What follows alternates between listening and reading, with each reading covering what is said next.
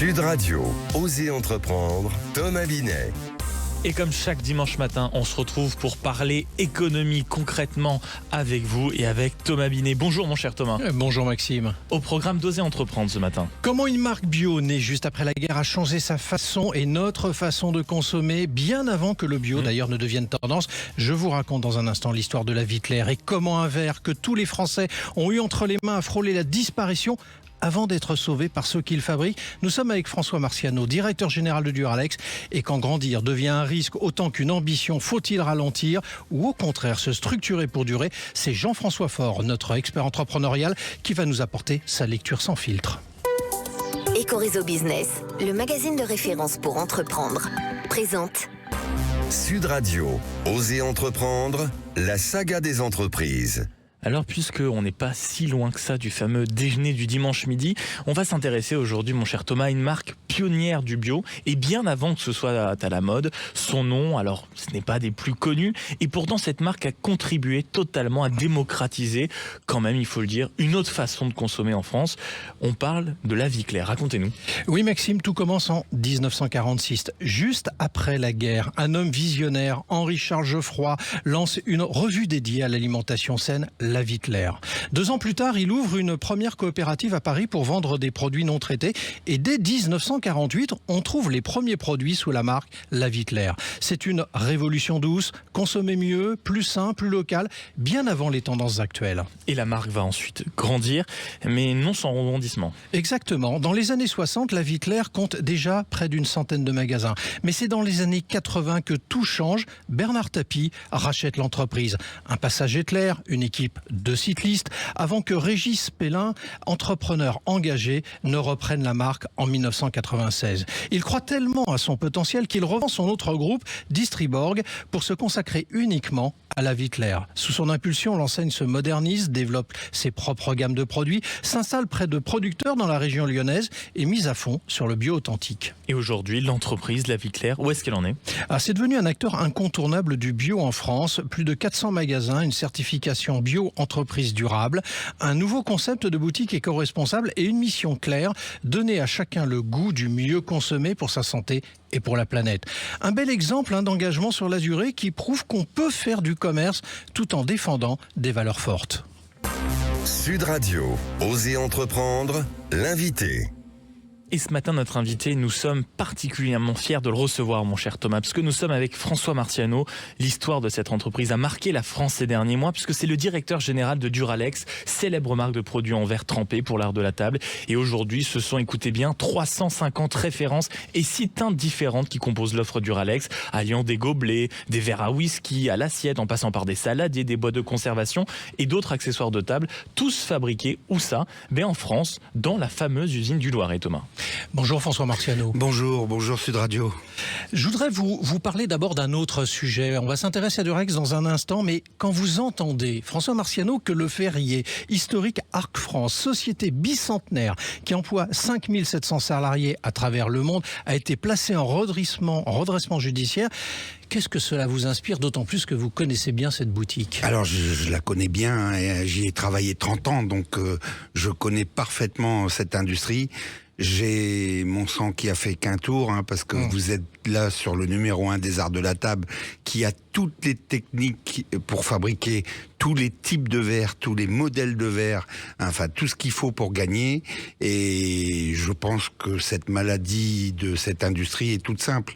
Il faudrait y mettre un industriel à sa tête. Mais François Marciano, est-ce que c'est vraiment un problème d'industrie, celle-ci, ou c'est un problème du Made in France d'une façon générale aussi, de cette situation économique que nous vivons en France depuis quelques années, et puis très précisément l'année dernière 70 000 dépôts de bilan en France. Il faut quand même entendre ce chiffre. Alors effectivement, c'est compliqué. Il n'y a pas une raison, parce que s'il y en avait une, je pense que tout le monde l'aurait trouvé. Par contre, je suis là où je rage un petit peu, c'est que non, on est Made in France, et le Made in France, ça se vend, ça vaut quelque chose. Je pense que on est toujours en train de nous rabâcher. Il y a des pays à bas coût, soit. Maintenant, il faut éduquer la clientèle, il faut leur expliquer et puis faire de la qualité. On sait faire en France. Alors on va s'intéresser à vous, à Duralex, justement au Made in France que vous représentez. L'histoire de Duralex commence en 1945. Je parle sous votre contrôle, François Marciano, quand Duralex met au point avec Saint-Gobain la technique innovante du verre trempé, rendant les produits très résistants au choc et aux températures extrêmes. Duralex lance d'ailleurs les verres Gigogne et Picardie, bien connus d'ailleurs pour les enfants français dans les cantines, car ils sont numérotés de 1 à 48 dans les années 50. Tout commence ainsi. C'est ça, c'est exactement ça. Alors, malheureusement, arrive la fin des années 90 et les difficultés. Plusieurs repreneurs, 4 en l'occurrence, successifs, vont diriger l'entreprise, mais à chaque fois, elles vont échouer à relancer Duralex. Le 26 juillet 2024, le tribunal de commerce d'Orléans valide le projet de reprise de Duralex par les salariés et une nouvelle aventure débute pour vous le 1er août 2024. Et c'est là où vous rentrez quelque part en scène. Alors, où je rentre en scène avec 240 salariés qui ont le couteau entre les dents en disant on va pas mourir et on va pas se laisser faire. C'était difficile ? C'est pas difficile, c'était extrêmement difficile. Alors on va voir si c'est toujours hyper difficile. Duralex a lancé fin 2025 une collecte participative destinée au grand public pour financer sa relance industrielle et a atteint un engouement bien supérieur d'ailleurs aux attentes. Et je pense que vous en avez dû être le premier surpris. Vous avez recueilli 5 millions d'euros auprès de 20 000 investisseurs. Est-ce que vous êtes un homme heureux ? Alors, je suis un homme et je suis surtout avec 240 salariés heureux, parce que ce soutien des Français, d'ailleurs l'anecdote c'est que régulièrement on se fait appeler et on se fait houspiller en disant mais comment on peut vous aider, mais on en parlera je pense après, mais c'est du bonheur, oui, c'est mais du François bonheur. Marciano, qu'est-ce qui vous a surpris le plus ? L'argent récolté ou l'émotion suscitée par la situation Duralex ? Non, c'est l'émotion. Je pense que, alors c'est ce que je dis toujours, après ça n'engage que moi, que les Français, le virtuel, ça les amuse, mais ils ont besoin de factuel. Et je pense qu'ils veulent passer à autre chose. Duralex, c'est leur entreprise, ils veulent pas qu'elle meure, ils veulent que les produits soient là.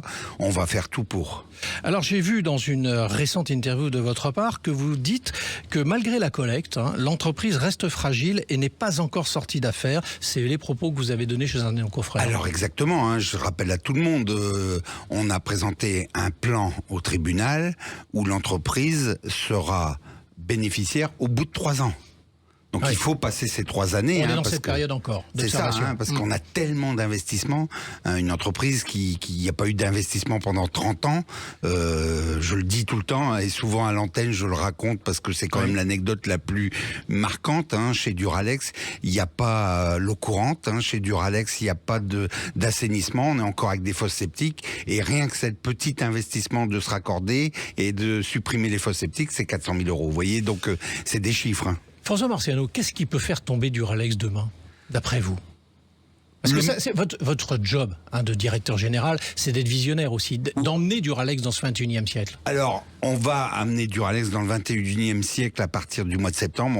On réserve une grande surprise au monde entier. On va mettre dans les 140 pays, dont la France, un nouveau segment de marché. On va partir sur la décoration au mois de septembre. J'en dirai pas plus. Non, mais c'est déjà une exclusivité que vous nous donnez. Voilà, merci. Une exclusivité. Et on va resegmenter Duralex de son positionnement de façon à le redynamiser et à le remettre à la lumière tel qu'il devait être dans les années de Saint-Gobain. L'idée, c'est de réinventer Duralex ? C'est ça, c'est un peu le moderniser, le réinventer. À quel moment vous êtes dit, François Marciano, là on peut vraiment tout perdre ? Alors, on devait reprendre Duralex avec 20 millions d'euros. On a réussi à lever 9,8 millions en vendant nos terrains et nos bâtiments. L'État nous a aidés qu'à hauteur de 750 000 euros. Donc c'est ce qui est rien du tout sur une entreprise de cette taille-là. Vous imaginez bien. On s'est dit mais comment faire ? Il nous manque 10 millions. Et là vraiment, je peux vous dire que la levée de fonds, avant de voir ce qui s'est passé, j'avais vraiment peur. J'avais vraiment peur parce que sans cash, on est mort. Alors justement, et ça sera ma dernière question de notre échange de ce dimanche matin, François Marciano. Comment les Français qui nous écoutent, et ils sont nombreux, peuvent aider Duralex aujourd'hui ? Alors pour aider Duralex, il y a deux façons. La première, et c'est ce que je dis toujours, c'est d'acheter les produits, mais à un moment donné, les placards ont une certaine taille et ça limite l'achat, hein, même si on sort des nouveautés. Hein, amusez-vous à les jeter, ça casse, au moins on peut refaire. Et la deuxième, c'est que comme on a eu tellement de demandes des Français pour nous aider, on a dit, on s'est rapproché de France Active, qui a un dispositif de cagnotte effervescence. Et donc on a ouvert une cagnotte en ligne, hein, sur France Active pour dire on peut mettre de 1 euro à ce qu'on veut pour Duralex. Il n'y a pas de limite et ça commence à 1 euro et on va sur le site internet de France Active pour nos auditeurs et là on voit ce qu'on peut faire pour vous aider. C'est ça. Merci à vous. Merci beaucoup. Merci beaucoup François Marciano d'être passé du côté d'Oser Entreprendre ce matin et je rappelle que vous êtes le directeur, pour ceux qui ne l'avaient pas encore compris, de cette marque formidable qui s'appelle Duralex. Sud Radio, Oser Entreprendre, les essentiels de l'entrepreneuriat. Pour conclure cette première partie d'Oser Entreprendre, mon cher Thomas, nous sommes avec Jean-François Faure, entrepreneur, investisseur et consultant pour Oser Entreprendre. Et une question qui fera écho à beaucoup d'entrepreneurs, surtout en ces jours de colère de la part des patrons. Grandir en France, économiquement, est-ce que c'est encore possible ? Eh bien Maxime, c'est une vraie question dans notre époque, car la pression est clairement forte et les marges de manœuvre semblent de plus en plus réduites. Alors Jean-François, qui est sur notre plateau ce matin, vous nous dites que oui, c'est encore possible. Ça, c'est votre point de vue. Oui, alors c'est possible, mais effectivement, c'est clairement difficile. Alors nous venons d'écouter le directeur général de Duralex, une très belle marque populaire, un savoir-faire historique, mais qui a frôlé à la disparition. Alors allez, je vais vous donner un exemple récent parmi des centaines observées. Le slip français, lancé comme une blague entre copains, ils sont devenus rentables après plus de 10 ans. Ils ont grandi sans renier leur engagement local, mais au prix de choix radicaux et de quelques difficultés. Donc Jean-François, pour vous, grandir, c'est risquer de se trahir ? C'est surtout risqué de se perdre en route. En France, grandir, c'est affronter une complexité réglementaire, sociale et énergétique, mais aussi une méfiance culturelle envers la réussite. Et quand on veut grossir vite, on peut se retrouver à faire des compromis sur la qualité, la relation client ou même sur ses valeurs. Et ceux qui réussissent, Jean-François, qu'ont-ils de plus que les autres selon vous ? Alors, ils ne grossissent pas pour grossir, ils grandissent pour renforcer ce qu'ils sont déjà. Et surtout, ils se préparent. Alors, regardons les choses dans le détail. D'abord, ils identifient les zones où ils peuvent scaler, c'est-à-dire se développer sans se dénaturer. Alors, j'en reviens à mon fameux slip français. Il a boosté sa logistique et sa technologie sans jamais toucher à son ancrage local. Ensuite, ils sont passés par une gamme moins large et une offre qui fait sens en grande distribution. Ensuite, les dirigeants d'entreprise définissent ce qu'ils veulent jamais sacrifier. Autre exemple, c'est Conto, l'offre de paiement. Ils ont toujours refusé d'élargir leur offre au grand public pour rester concentrés sur les pros. Donc choisir, c'est souvent renoncer. Et il y a le dernier élément qu'il faut quand même prendre en considération également, Jean-François. Il y en a forcément un autre. Mais oui, absolument. Et ce n'est pas le moins important. En fait, ils savent quand dire non. Et là, je cite Caudalie. Eux, ils ont refusé les sirènes de la cosmétique industrielle tout en devenant une marque internationale, sans renier leurs valeurs ni leur indépendance. Bref, grandir, ce n'est pas dire oui à tout, c'est se recentrer sur l'essentiel. Merci Jean-François. Et merci à vous Thomas, on se retrouve dans un instant pour Oser Investir.